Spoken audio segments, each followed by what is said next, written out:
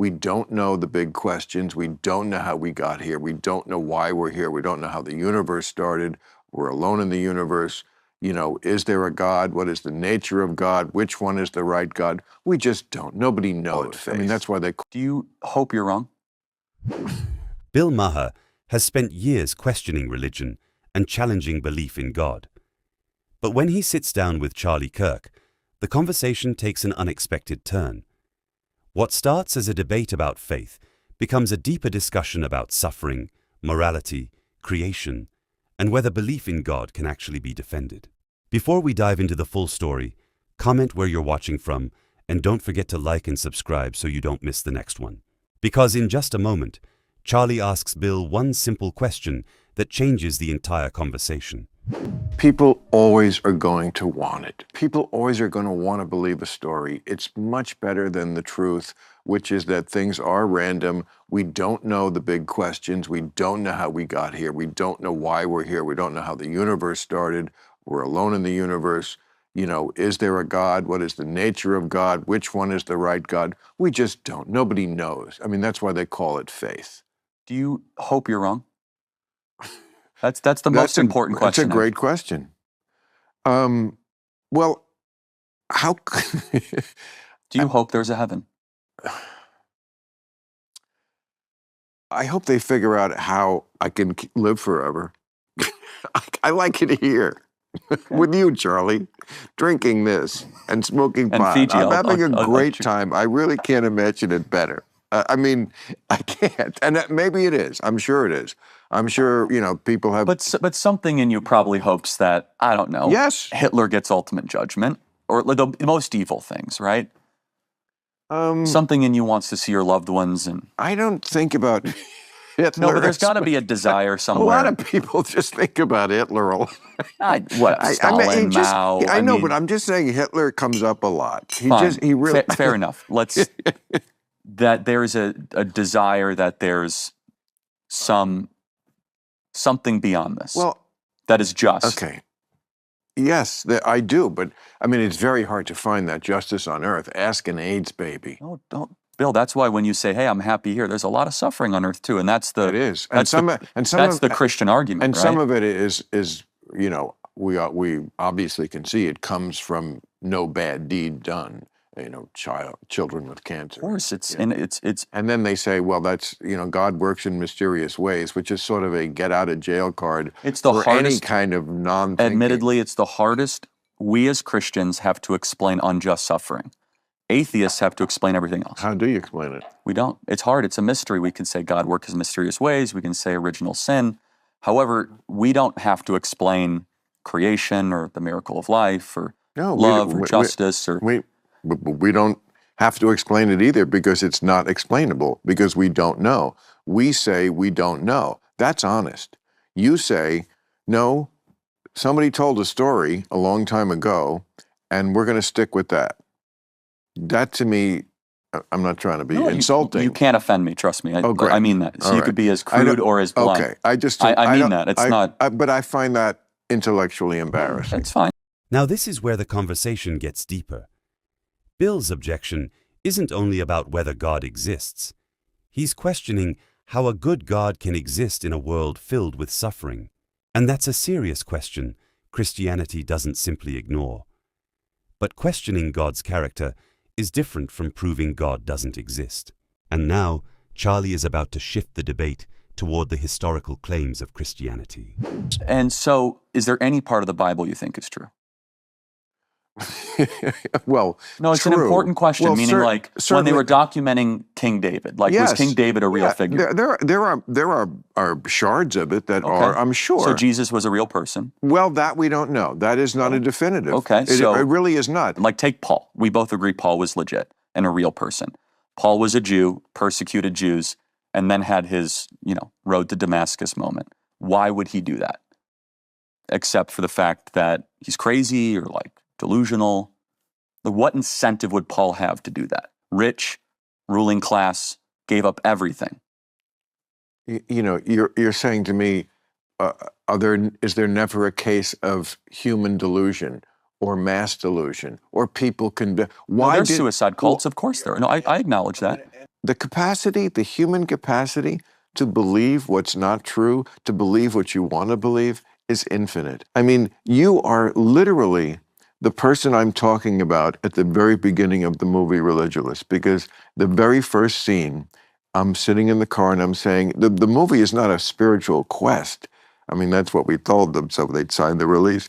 The movie is me saying, I don't know how it could be that so many intelligent people can wall off a part of their mind and believe in something that part of their mind must know is not true. That's the question I'm going for in Religulous. And like, you're obviously a super smart guy. And respectfully, you go ahead, sure. Yeah. And again, I don't want to insult you on that. I appreciate you saying that. No, I mean, Bill, have you seen me go to college campuses? There's nothing that right, can but you understand my question, right? Interestingly, ironically, I have the same struggle. I don't know how somebody as intelligent as you, and I'm not trying to offend you, cannot believe in a virgin birth. Time out, hold on. All of that takes faith, I acknowledge, but that all of the fine-tuning of our universe, if any of those fine-tunings were off, a famous scientist... Some of them are off. A famous scientist said, to believe that the universe and the earth in its current composition was an act of randomness would believe that a hurricane would go through a junkyard and assemble a 737 flight-ready Boeing. He's wrong.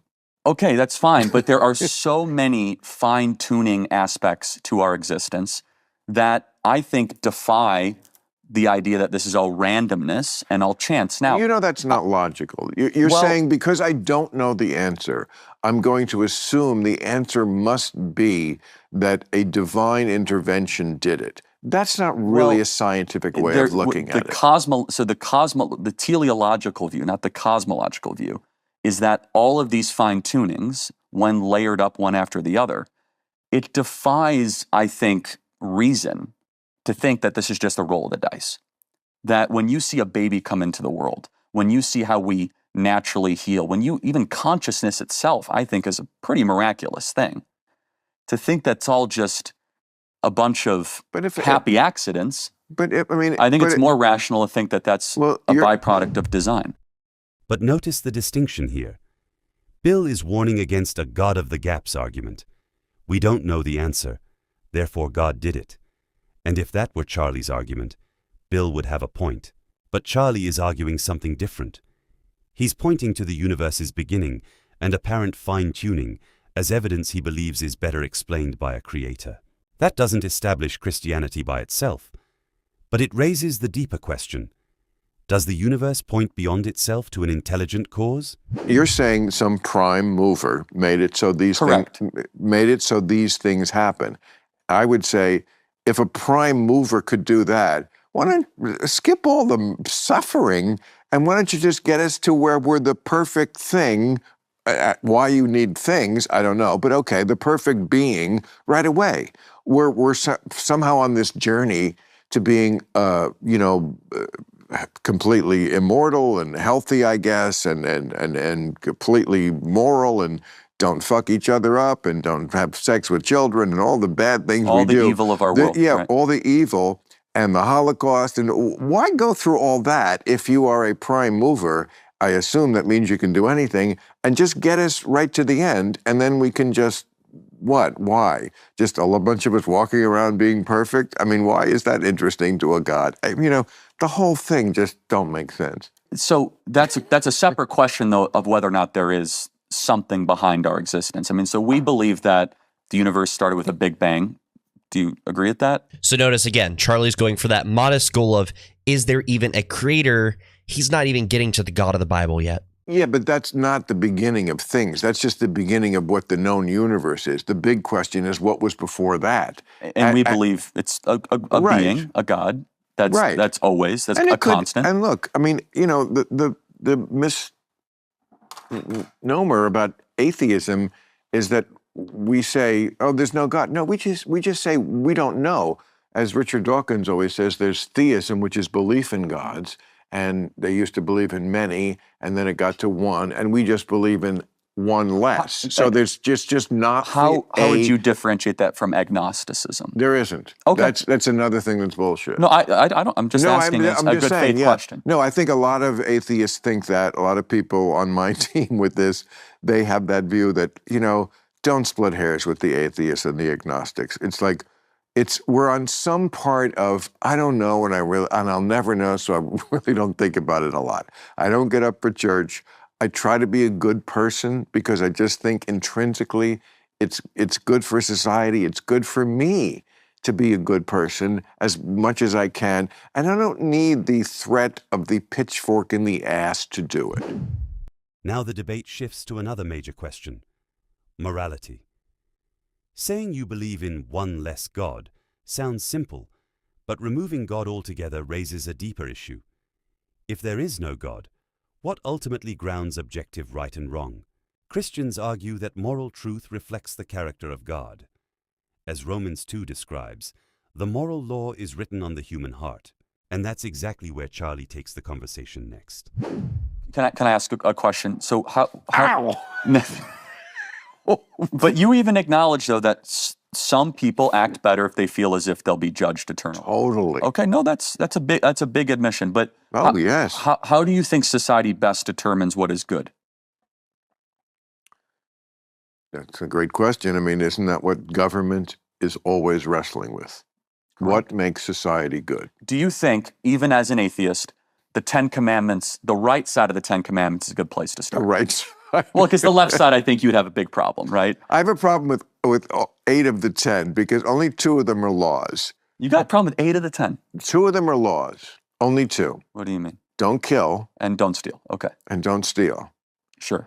Like, I mean, this idea that God is this... But you're good with those 2. Like, obviously. the first 4 are just jealous God shit. It's just like, you know what? No, God, honoring your parents is not jealous God stuff. God's like a pimp who was in the next room, and he said, "Who you on the phone with there, girl?"